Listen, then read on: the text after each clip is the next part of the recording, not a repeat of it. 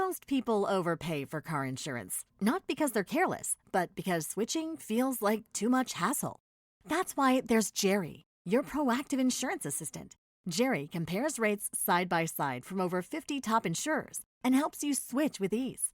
Jerry even tracks market rates and alerts you when it's best to shop. No spam calls, no hidden fees. Drivers who save with Jerry could save over $1,300 a year. Switch with confidence. Download the Jerry app or visit jerry.ai/Libsyn today. That's JERRY.ai/LIBSYN. It's car con carne. Let's eat in the car. It's car con carne. And now here's the star of our show, James Van Alstyne.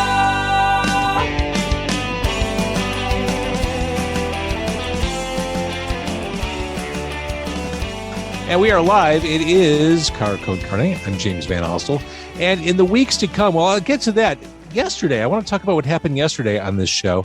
Joey Mullen of Badfinger was my guest. Now, Badfinger was the first band to ever sign to the Beatles' Apple Records. So this guy sat here and talked with me for about 30 minutes about legitimate rock and roll history. He talked about appearing on George Harrison's All Things Must Pass album. He talked about recording Jealous Guy with John Lennon for the Imagine album. He talked about the Beatles. He talked about Badfinger.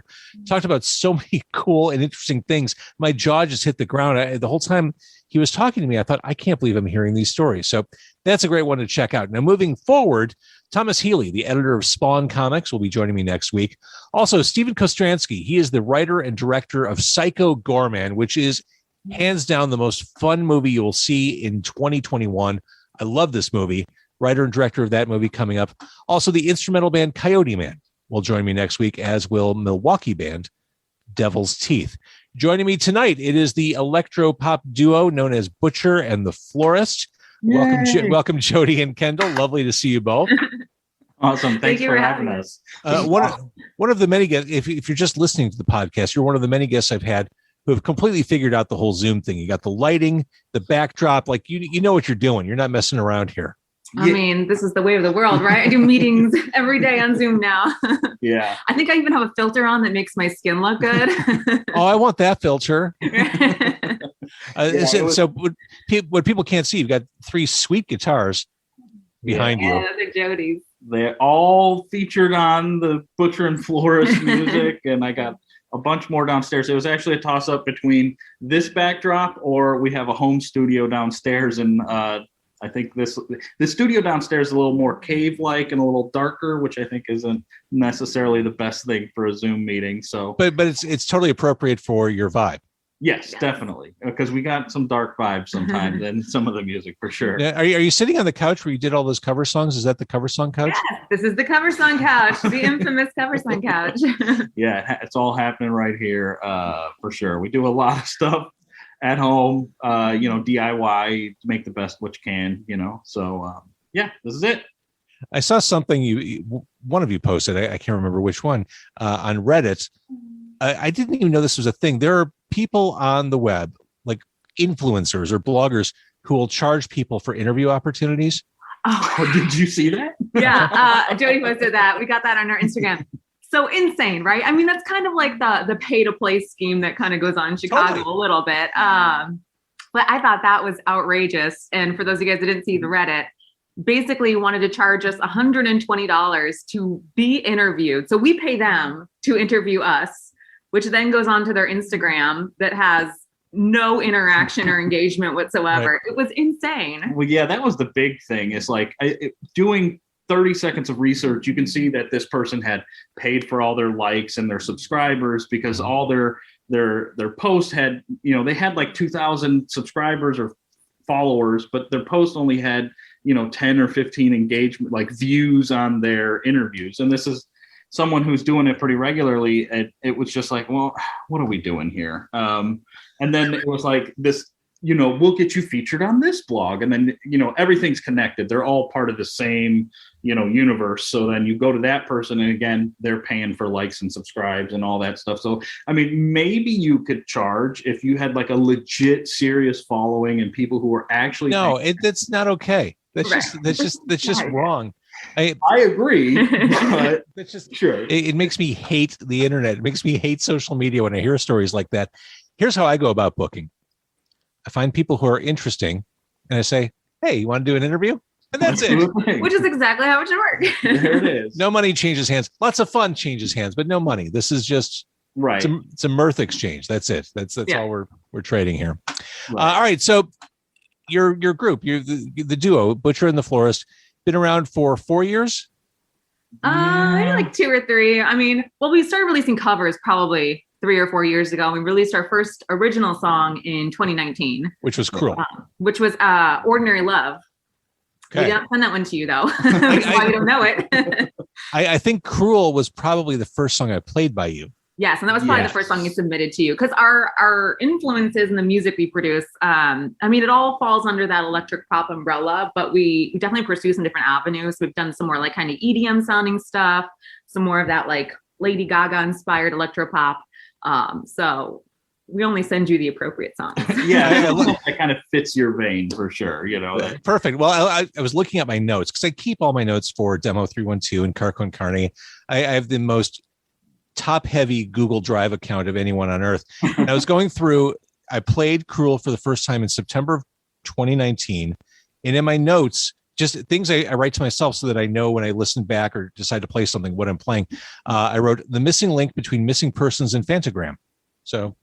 Hey, Fantagram is definitely a huge influence for us. Yeah, definitely big fans. We were actually like right before COVID or a little before COVID, we were able to actually see them live in Milwaukee, which was really cool. Yeah, well, it's been a junk year for everybody, especially so for musicians. You did something I thought was really interesting. I mean, as the pandemic was just starting, as we were all coming to terms with the reality of what was going on, you two put out a video, like almost a self-help encouraging video of what musicians can do to grow their career while quarantined.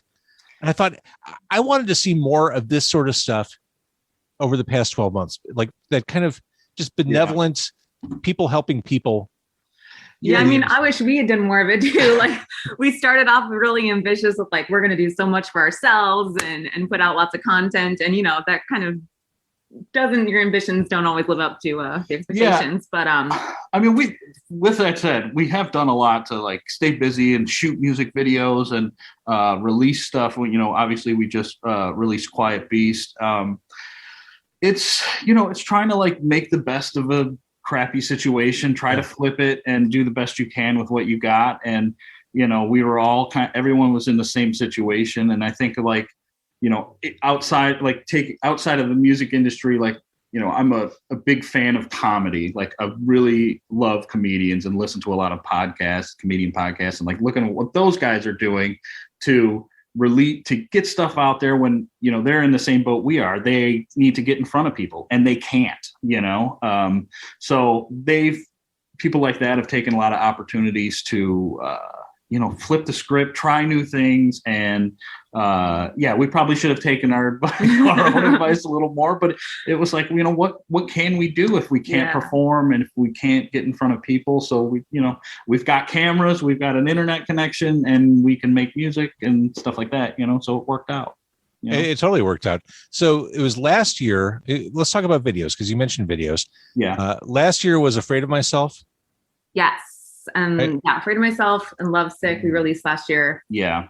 And then I don't remember, but it all blurs together. You know, we also did a whole year of covers. Like, was it every week? Every week we released a cover, Monday. Every Monday we were releasing for a while, and it was basically like, what's top 40 right now? Let's just really do our own kind of version cover of it, and we'd have musicians come in and guest star on it, and that helped. And we kind of tailed off on that and started refocusing. Yeah, it was a fun way to just kind of like build our brand while we were getting our own music kind of polished and ready to go, so that we could like release music to hopefully an audience. Yeah. That was the whole plan. Do the covers, build some following, and then when we released original stuff, we already had a little bit of a fan base there, because it's, you know, you're aware that it takes so long to like complete an album. You know, you could spend years on an album, you know, so in the meantime, let's put out some covers and have some fun and do it in our living room, which was, we got good at editing video and setting stuff up. A lot of good practice. A lot of good practice for sure. And then, once we got I don't know how many songs or tracks we have done right now for Butcher, but, we got a decent little catalog going, and I think it did help. And we had already had some YouTube subscribers and some Facebook follows and all that stuff. So once we released that original music, we were kind of hitting the ground running. Yeah. And honestly, that's been our game plan, is instead of like releasing an album, we release singles all the time, so that ball continues to roll, instead of like releasing an album and then the first question you get is like, all right, when's your next album coming out? I don't know what the right answer is or the wrong answer is, or sure, if there is one or the other in the modern world of releasing music, because there's a case to be made for doing things a la carte, sure, as you're doing. There's also a case to be made for putting out a complete package and artistic work. Yeah, that complete package I think works more in especially the rock and instrumental world. I feel like being in pop though, people's attention span is really small, and so it works in 3-minute increments. Just catch them for 3 minutes, right? Then on to the next thing. ADD approach. Yeah. And we're honestly still kind of figuring it out as we go, and I think the landscape has changed, and COVID has thrown everything kind of sideways. But we're releasing singles, and I think we're almost at the point now where we could release an EP or an album and have, obviously additional songs put there, but we've already got, half a dozen songs that have been put out over the last 2 years that have gotten some traction. So now, kind of like the Bishop Briggs thing, where she had a bunch of music out there before she actually put her album out there. So, but again, both Kendall and I come from a long line of bands and playing every venue in Chicago, and kind of, the rough grind to be, still trying to figure it out today. It's been a long road. I want to swing back to Afraid of Myself, because the video for that is fantastic. It's this thank you bloody bathtub horror show thing you have going on. That was a good one. But I keep waiting for it. I still think it'll happen. I keep waiting for a music video renaissance. I felt like, especially coming out of this year where bands couldn't tour, what an opportunity to flex creativity in that way. Get music out there and put forth these visions, which you did moving forward, or moving ahead a little bit. Quiet Beasts, which you mentioned, the video just came out 2 weeks ago. It's this slow, sultry, dark, sexy song. A lot of glitter was sacrificed to make this video. Oh my gosh, I still have glitter on me. Doesn't surprise me at all. We shot both of those music videos the same day. It was one 12-hour day of music videos. Yeah. And then, we had these 2 music videos we wanted to shoot. We went to a couple guys, Kyle Rudolph and Josh Jones, local guys who do great video production work. And we were like, hey, we want to shoot these music videos. And they were like, well, budget and timing and everything. If we just do this all at once. And I get that. And that's what we did. We shot them at the same time, and I think they both turned out great. But that bloodbath one. We got lucky too. Jody's a contractor, so sometimes we'll have rental empty properties. I don't know if I'm supposed to tell this story or not, but we used one of his properties that was unoccupied. Yeah, and so that's where all the glitter and the blood is. Actually, while she's in that blood bath scene, and bloody water is going all over the place. It went through the hardwood floors into the basement, and so whoever moved in is going to be like, what happened? Who got murdered here? Right. Party murder happened. Who got murdered here? Is there a curse on the house? Yeah. Will they be haunted by the spirits of the undead? Yeah, it was definitely it was a long day, but I think it turned out great, and we got 2 really awesome videos at really great affordability. And it was we got a bathtub off of Facebook Marketplace or Craigslist, and going to Aldi and getting all their corn syrup for the blood bath, to the guys helping us shoot, and a couple PAs helping us, and I just happened to have a vacant property at the time that I could get in there and do the whole thing. And it was pretty crazy. I've only recently, over the past year, discovered the joys of Aldi. I avoided it for years. I still kind of avoid it if I'm being honest, but I mean, if you're hungry and you want some affordable food, it's not a bad place. And I think Aldi has come up since I was a child. I believe that's true. I believe that's true because I always had a negative Me too. perception of it. And now I realize, oh, it's all the same food. And I'm paying like 30% of what I would pay if I go to Mariano's. Yeah. Right. And I think Mariano's has taken a deep dive over the last couple of years since they were sold to Kroger. Not a big fan. Well, if I'm being honest. Aldi has the weird stuff aisle. Yeah. Where, I swear to God, this is no joke. I was walking through the aisle a year ago and they had vinyl records. Really? Weird stuff aisle. Not like, seen that there. Jimi Hendrix Experience. Are you experienced? What is this doing here? And I'm sick of all those songs. I don't need to hear those songs again, but I almost bought it just for the fact that I wanted to say that I got a record at Aldi. And you probably could have picked it up for $2.99. Right, exactly. Or at Aldi, it'd be like the James Hendrix Experience. It'd be kind of what you think it is, but there's something a little different about it. It's like, it's not Fruit Loops, it's Fruit Rounds. It's the same thing, but it's packaged in a strangely different way. But going back to videos, you guys, you guy and gal, you team, you have a clear video strategy. You have a clear sense of we want to be a visual artist, sure, as well as an audio artist. It's a major. I mean, like, yeah, and I just think like nowadays we want to like package our songs so they each are their own little bubble that we can release. There's the song, there's the music video, there's the merch that goes with it. So it's all its own little package that then we can like just push the hell out of promo wise. Right. Yeah, everything supports everything, instead of just releasing the track, having that visual aspect of it. Anything we can do to like Kendall said, make it its own package. I think just, because some people might hear it on Spotify, but then if we got a cool music video where you're drowning in blood in a bath, like there's the visual aspect of it. Sure. It's like the behind the scenes stuff that we take pictures, it helps feed the Instagram and all that stuff. So yeah, that's why we're like the whole singles idea comes, is all part of this. Everything is its own thing. So hopefully that blip in the radar just continues to trend up as we do stuff. And I feel like people identify so much more now with who an artist is, like the person, just because of social media. So I feel like these videos are a good way for us to show our identity as a band. I think Billie Eilish is so popular because people just love who she is and like what she represents. And so I think that's important, is to have that visual. Yeah, I definitely often think about had Led Zeppelin come up in modern times, what their Instagram feed would look like. I am. This is no joke. I had this exact conversation about Led Zeppelin today. Yeah, this notion of mystique and how artists today, they don't have the luxury of mystique. Oh, and Led Zeppelin in particular, you look at all their albums. I think with the exception of the back cover of their first album, their faces aren't on any of them. Right. Yeah. Led Zeppelin 4. Physical Graffiti, Houses of the Holy. It's just cool images, but nary a trace of the band to be found. That's mystique.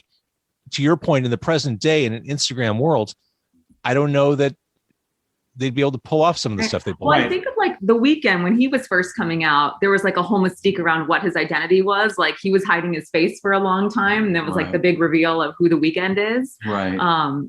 But I think it has to be a very niche thing. Like you have to have the right market, the right persona and stuff to achieve that. Yeah. And even if you take a Sia, who if you do enough Googling, you'll find out what she looks like.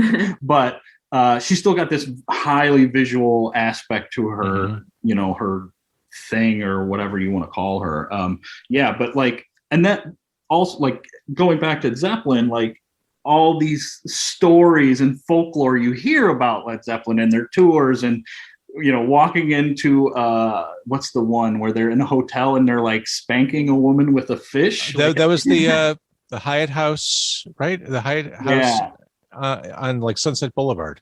Right. So had that been a Instavid, they might have got canceled. You know what I'm saying? But not being able to see a lot of musicians from the 70s would be well, that's true. Canceled if we judge them by modern standards. But I think you can't do without it.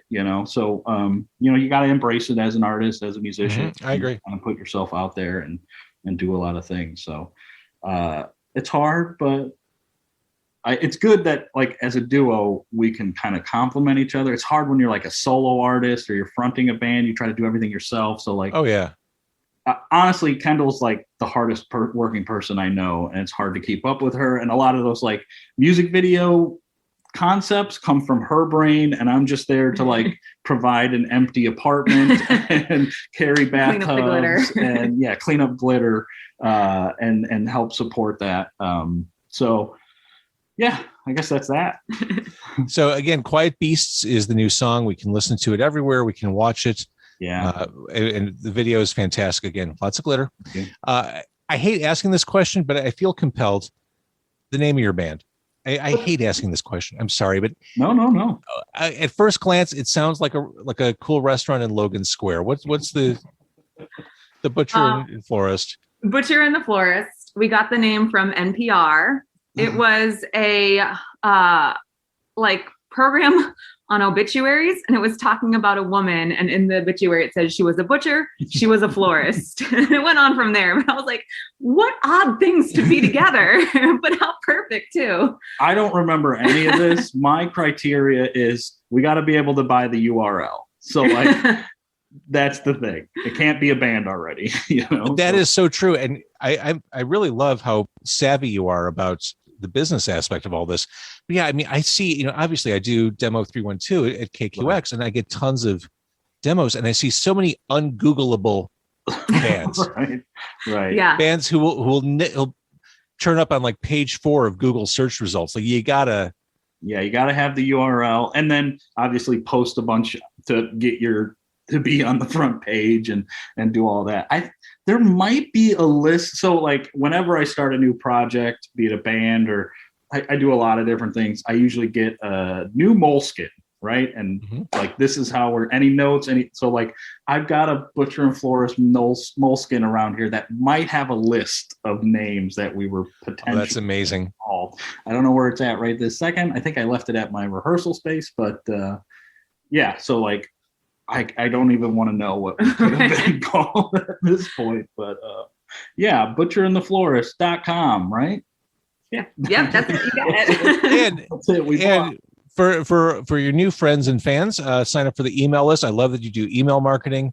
You have an email list. In fact, I'm on that list, and I was alerted earlier tonight that you were going to be on Car Con Carne, which was very exciting to find out.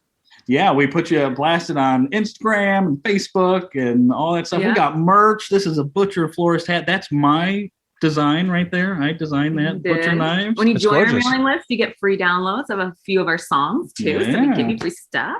Yeah, we got shirts and sweaters. My Butcher Florist sweater. That's fantastic. All right, so we got the website covered. I love your sound. It's melodic. It's sexy. It's dark. It's cool. It's all those things. So thank you for jumping on tonight and talking about your music.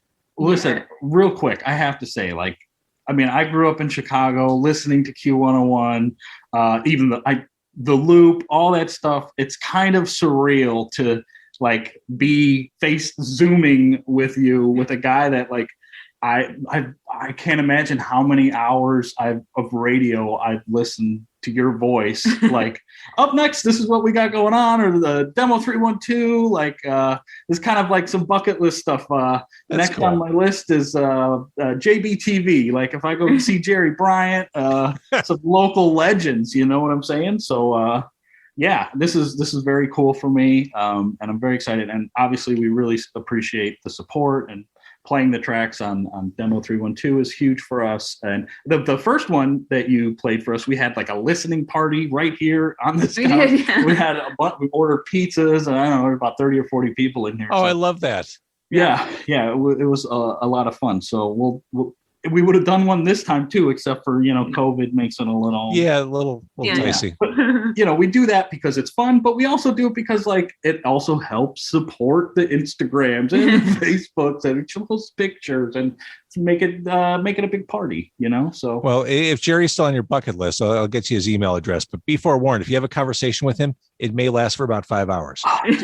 Listen, when I grew up, we were poor and did not have cable, and I did not have MTV. He was my MTV, and I watched him for so many people in this town, for sure. Right? Yeah, he was huge. And, clearly like a very, the old days of that like grungy studio. He was very kind of like DIY and, was for a young musician who didn't have access to MTV. He was huge. I first time I went to his studio was probably at this point 20 or so years ago, but I couldn't believe how state of the art it was. Yeah.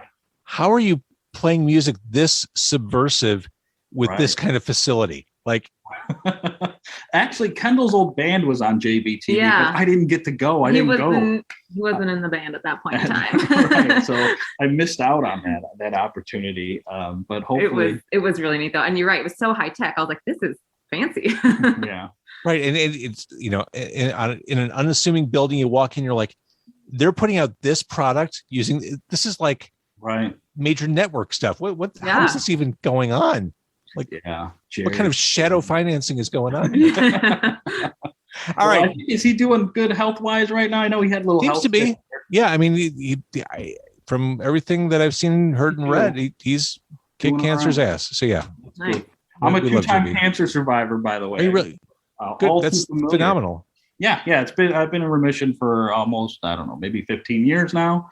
That's my awesome. early 20s. I had a battle and it took a lot of my life and energy and all that, but here I am kicking ass. I love it.